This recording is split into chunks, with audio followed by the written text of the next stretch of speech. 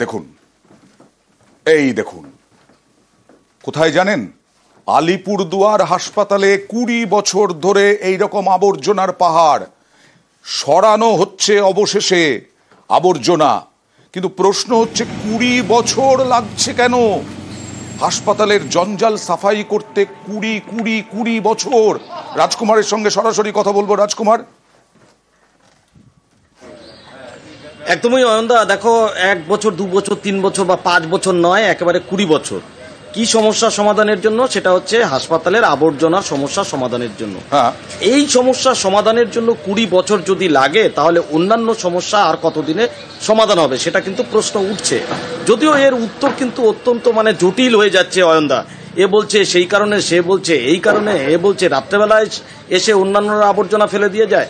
সে যাই হোক, 20 বছর কেটে গেছে। ইতিমধ্যেই কিন্তু হাসপাতাল কর্তৃপক্ষ এই আবর্জনা সরাতে শুরু করেছে এবং হাসপাতাল কর্তৃপক্ষ জানিয়েছে আপাতত এই আবর্জনাগুলোকে একটি সাইডে রেখে ওই এলাকায় একটি উদ্যান করা হবে এবং হাসপাতাল কর্তৃপক্ষের এই উদ্যোগে হাসপাতালের সাথে যুক্ত রোগী, অবশ্যই সেটা তো সাধুবাদ যোগ্যই যে এই 20 বছর পরে আবর্জনার স্তূপ সরানো হচ্ছে। হাসপাতালে রোগীর আত্মীয়রা তারা একেবারে কোনো রকম তাদের অসুবিধে হবে না। স্তূপগুলো নোংরা যেগুলো ছিল এক জায়গায় সাইড করে দিয়ে ওটাকে সব নিয়ে যাওয়ার ব্যবস্থা হচ্ছে। আর যে জায়গাটা ফাঁকা হচ্ছে সেখানে পার্ক করা হবে, এখন পেশেন্ট পার্টিতে বসার জায়গাও হবে। এটা দারুণ জিনিস একটা। কতটা এইটা তো দারুণ খুশি, কেননা আমাদের ওয়ার্ডের বাসিন্দারাও এটা নিয়ে খুব তিক্ত ছিল। দুর্গন্ধ ছড়াতো, সবসময় একটা পলিউশনের ব্যাপারটা ছিল। পেশেন্ট পার্টি বা পেশেন্টদেরও খুব অসুবিধা হতো। তাহলে দারুণ দারুণ খবর। এটা গুছিয়ে একটা সাইট করে রাখা হচ্ছে। এটা টেন্ডার হবে, অনেক কোম্পানি দেখেও গেছে। টেন্ডার হওয়ার পরে এটা পরে সরবে, কিন্তু যতদিন না সরে ততদিন এটাকে টিন দিয়ে আলাদা করে ঘিরে রাখা হবে। যেহেতু নতুন করে ওখানে কোনো ময়লা পড়ছে না, সুতরাং টিন দিয়ে ঘিরে রাখা এবং সামনের দিকটায় যাতে আবার নতুন করে কেউ ফেলতে না পারে সেই জন্য একটা পার্কের, আমাদের মিটিংয়ে সেই রকমই আলোচনা হয়েছিল, একটা পার্কের মতো করা আর কি।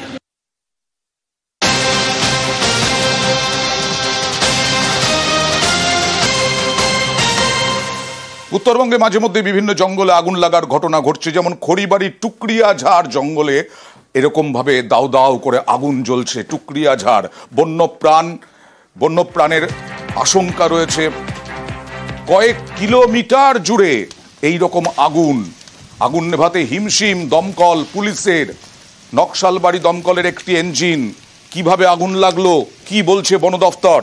কথা বলবো প্রতিনিধি বিশ্বজিৎ মিশ্রর সঙ্গে। বিশ্বজিৎ, অয়নদা, একেবারে কিভাবে আগুন লাগলো সেই প্রশ্নই কিন্তু ইতিমধ্যে সন্ধান চালাচ্ছে বন দপ্তরের কর্মীরা। তবে এই সংরক্ষিত বনাঞ্চলের ভিতর কারা আগুন লাগিয়েছে তা কিন্তু প্রশ্ন উঠছে।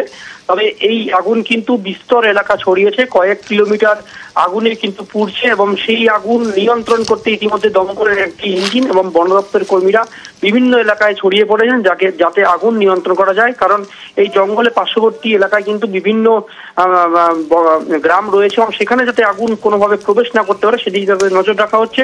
অন্যদিকে বনাঞ্চলের কর্মীরা তারাও কিন্তু সতর্ক যাতে আগুন কোনোভাবে গ্রামের এলাকায় না ঢুকতে পারে।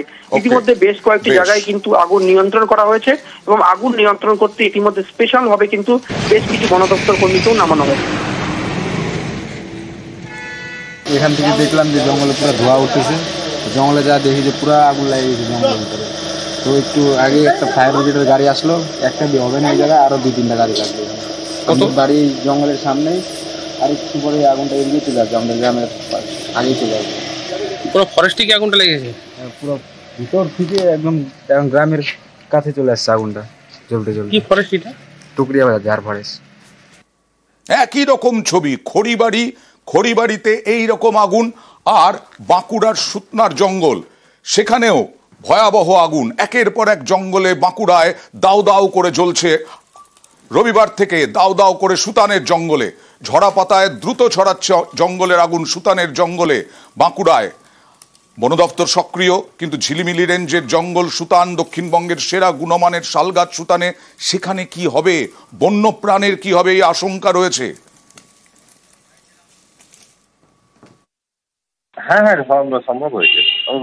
ডিভিশনে অনেক জায়গায় আগুন লাগছে, সুতানে কেন, বিভিন্ন দিন কেউ না কেউ কোথাও না কোথাও আগুন লাগিয়ে দিচ্ছে। এগুলো আমাদের টিমগুলো বিভিন্ন জায়গায় আগুন নেভাচ্ছে। এইগুলো বাইক আরোহী বা এই ধরনের লোকজন বিড়ি সিগারেট ফেলে মানে আগুনটা লাগাতে হয়েছে। এখন যেহেতু ট্রেনটা একটু ডিফিকাল্ট আছে এখানে, তো সেই কারণে এভাবেও একটু টাইম লাগছে। কিন্তু হ্যাঁ, সেরকম সবই গ্রাউন্ড ফায়ার, কোনো মেজার সেরকম নয় যে গাছ গ্রাউন্ডের পাতা যেগুলো সেগুলো।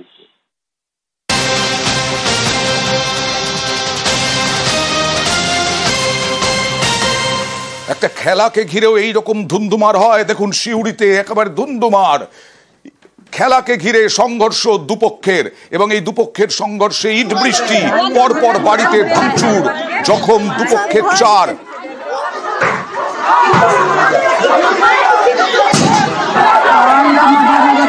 সিউড়ির গোপালপুরে ধুন্ধুমার এইভাবেই লাঠি সোটা নিয়ে। কথা বলবো প্রতিনিধি সুপ্রতিমের সঙ্গে, কি এমন হলো যে এইরকম ধুন্ধুমার? দেখো, আজকে এই সিউড়ির গোপালপুর গ্রামে ঈদ উপলক্ষে একটি খেলার আয়োজন করা হয়েছিল এবং সেই খেলার চলাকালীনই কিন্তু গ্রামের বিপক্ষের মধ্যে বচসা হয়, এরপর সংঘর্ষ এবং তারপরে কিন্তু লাঠিসোঁটা নিয়ে মারধর হয় এবং এক পক্ষ আরেক পক্ষের বাড়িতে বৃষ্টি করে এবং বাড়িঘর ভাঙচুর করে এবং রীতিমতো বাঁশ নিয়ে মারামারি করতে দেখা যায় যাবে। এবং সেই ঘটনায় কিন্তু মোটামুটি 5 থেকে 6 জন আহত হয়েছে, তাদেরকে সিউড়ি সুপার স্পেশালিটি হাসপাতালে ভর্তি করা হয়েছে। কিন্তু গ্রামে রয়েছে প্রচুর পরিমাণে সিউড়ি থানার পুলিশ এবং গ্রামের যে পঞ্চায়েত সদস্য রয়েছে তার বিরুদ্ধে অভিযোগ রয়েছে যে এক পক্ষকে সাহায্য করা, তাকেও কিন্তু সিউড়ি থানার পুলিশ আটক করেছে। বেশ, আমার ছেলে বাড়িতে থাকে না, বাঁকুড়াতে থাকে। সেই বাড়ি একটাই ছেলে আমার, সেই ছেলেটা বাড়ি মানে চোখ হবে কি হবে ঠিক নাই। তারা মেরেছে দিলীপের পার্টি, আমরা সেই একই দল, তৃণমূল। মানে দিলীপ যে মেম্বার ছিল তাকে আমাদের গ্রাম থেকে বরখাস্ত করেছে।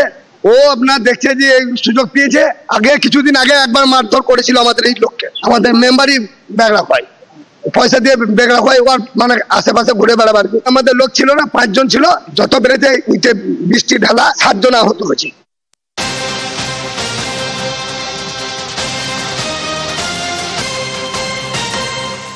এবার সুটকা বাড়ি কোচবিহারের, সেই সুটকা বাড়িতেও গোষ্ঠী সংঘর্ষ।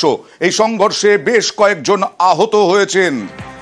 মারপিটে জখম অঞ্চল যুব তৃণমূল সহসভাপতি, হাসপাতালে ভর্তি আরো 2।